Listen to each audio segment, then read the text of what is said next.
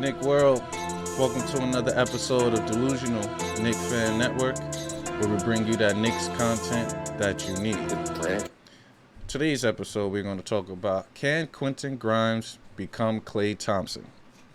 The answer is yes.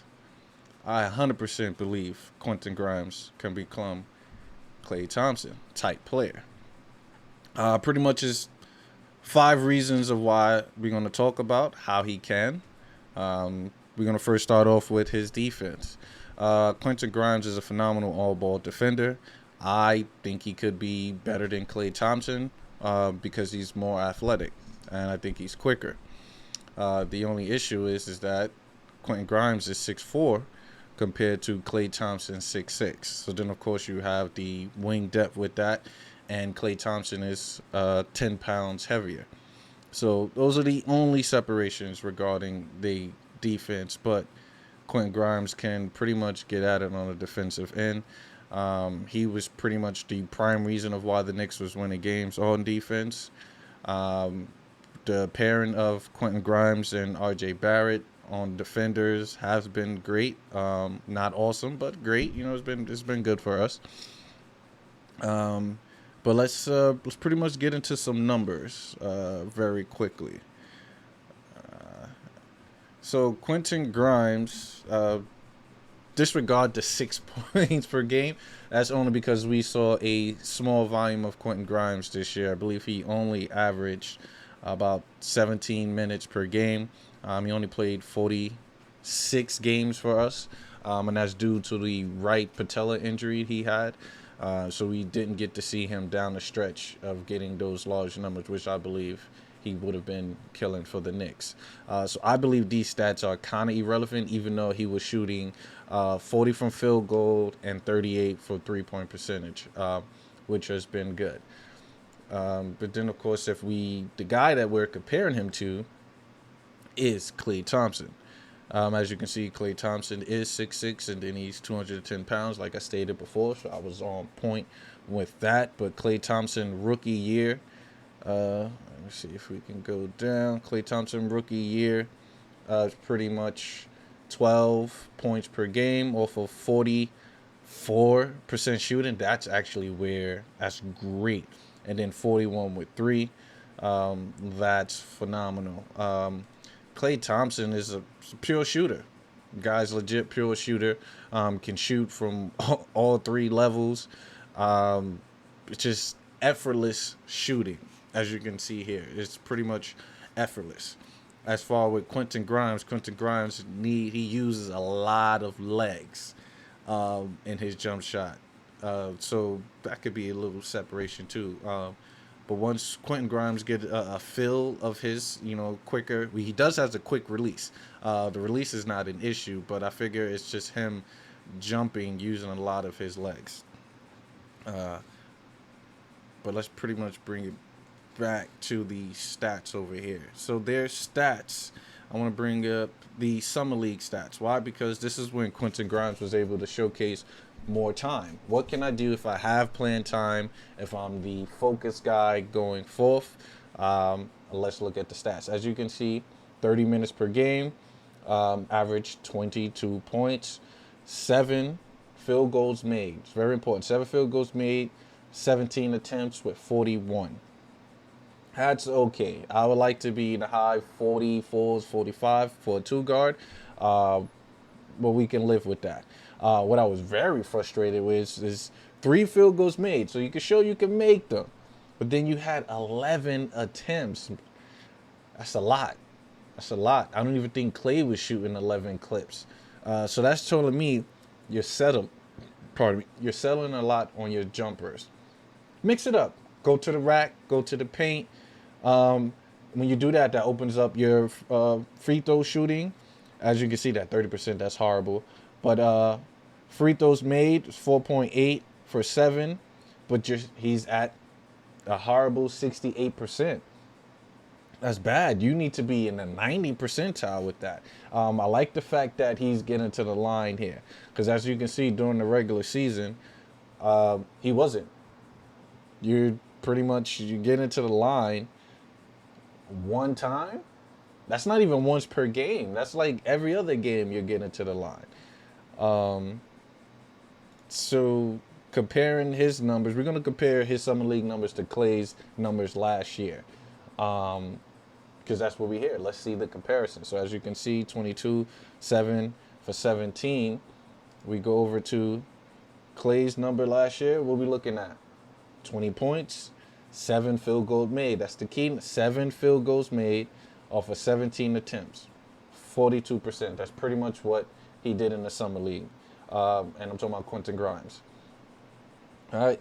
But 3 for 9. So you're making 3, which we love, but you're still taking 2 more attempts than Klay is and missing. Switch that up, go to the rack, or try to create for others, Quentin. But the free throws is the same? Not really. But you're still getting to the line. Klay gets to the line twice per game in a sense, but he's making that clip. So the shooting is there. The numbers is there when Quentin gets the time. The numbers is there when Quentin gets the time. Knicks, we got to create that time. So now we talk about the offense and the defense. Coach. The coaching plays a key role. Klay Thompson had Mark Jackson, which developed the players, which gave them the opportunity to fail, see the game, understand the game for themselves, and get better. Quentin Grimes didn't have that in year 1 for him. Tibbs loved him. He was obviously trying to use him in defensive spurts like what we did with Frank. No. We probably would have seen more of Grimes when once all the injuries occurred, but he was injured, so that didn't happen. But Klay Thompson had Mark Jackson. He had Steve Kerr. These are phenomenal coaches. One player development, one per se that won championship, understood to know how to win, and was a great shooter himself. So he was able to give him that knowledge, able to give Klay the ability to be an even better shooter. For Tibbs is a horrible offensive coach. He's not offensive minded at all, which is why I say Knicks need to get an offensive minded coach or an assistant coach, and move Tibbs down the line as far as a defensive coordinator, even though that's not even a term in the NBA. But what happened when he was with the Knicks? They went to the finals because he was on the bench as a defensive coach. Even when he won a championship, he were on the bench as a defensive coach while other head coaches was there. When Tibbs had Chicago, he had great players, but they relied too much on Derrick Rose to get things done. Then even then, I figured they had offensive sets when they had Ben Gordon. You could use Quentin Grimes like you did Ben Gordon. Ben Gordon was 6th man of the year. So implement that offense for the Knicks.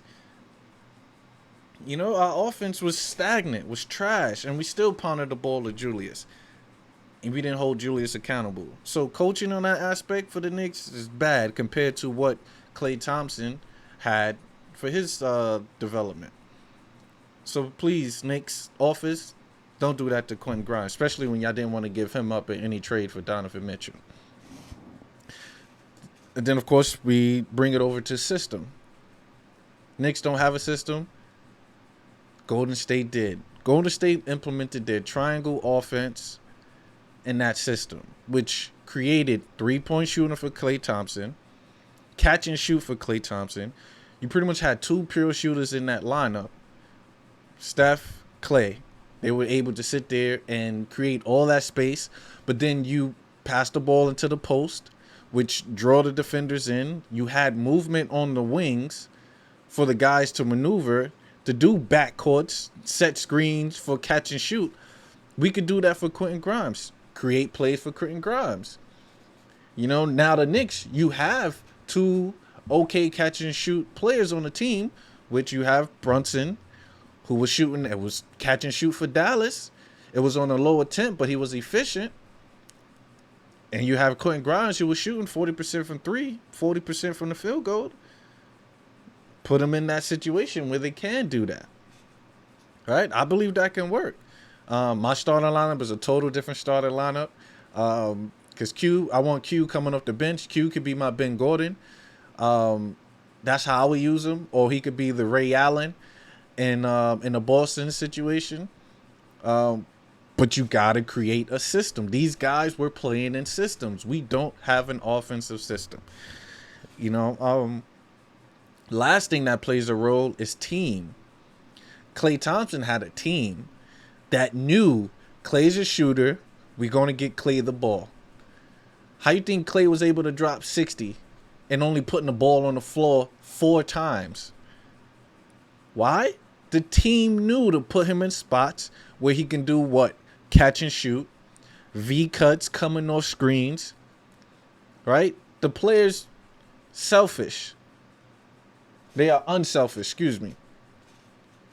They're going to find ways for Klay to get open. How Klay is not fast, not the most athletic. I believe Quentin Grimes is better in that aspect. So he can run around screens. You could do a drag screen, catch it, pop. We're not doing that for Quentin Grimes. What was it called? I think it's the Iverson drag. Do some Iverson drags for him. Where you have double screens at the top. Let him come around from the wing. Those plays. Yeah, I play ball. I play ball in my life, so I understand the game. But the system and the team work to his advantage. We need to do that as well. For a lot of the times for the Knicks offense, is you give the ball to Julius. Julius get double teamed. Then they got to throw the ball out.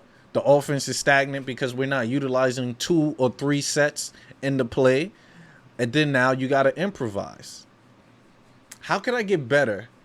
How can I be efficient in that aspect? It's not. But I guarantee if you put Quentin Grimes on the Golden State Warriors right now with no Klay Thompson, they still be the same efficient team. And Quentin could easily average 18 to 20 points. So that tells you he's great. He has the potential. Coaching, team, system. Those 3 could change for the Knicks. And we got Klay Thompson in New York. I believe. That's 100%. He can be Klay Thompson.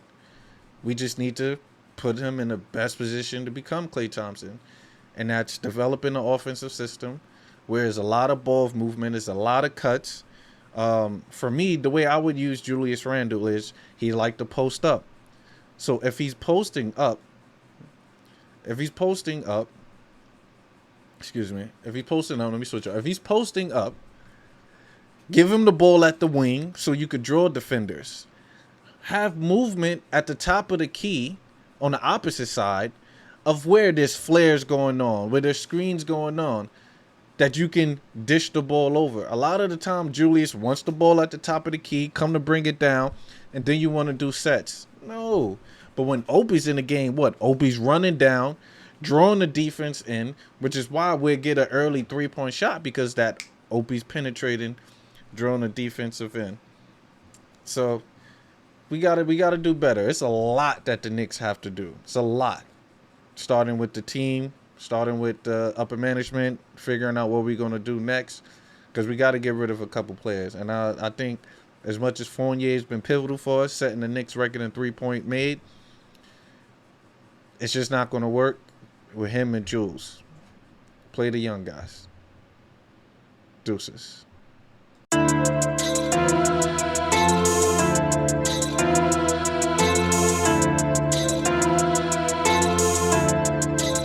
Drinking.